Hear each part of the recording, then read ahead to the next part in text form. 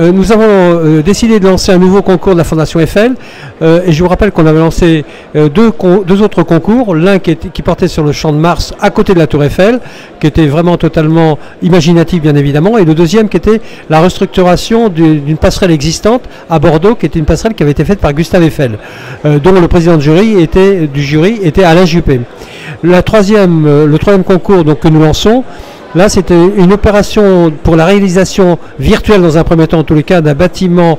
sur le plateau d'Orsay, sur une de nos opérations, bâtiment de 2030, c'est-à-dire quel sera le bâtiment de 2030, que ce soit sur le plan architectural, technique, c'est-à-dire en prenant en compte, bien entendu, tout ce que nous connaissons aujourd'hui en termes d'innovation, mais également se projeter dans le futur, pour imaginer ce que serait ce bâtiment, qui serait bien entendu à énergie positive, avec des matériaux qui seront sans doute un peu composites pour certains d'entre eux, peut-être le bois, peut-être le fer. On laissera aux étudiants le choix de cela, et bien sûr dans un souci de respect total de ce qui est environnemental, avec la réutilisation des matériaux utilisés, la réversibilité du bâtiment si besoin est, enfin, etc., etc.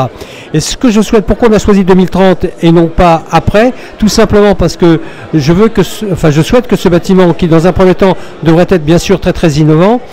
mais soit également peut-être, je dis bien peut-être, réalisable.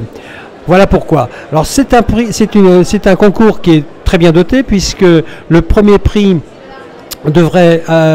toucher 12 000 euros, le deuxième 10 000 euros, le troisième 8 000 euros, et il sera doté de logiciels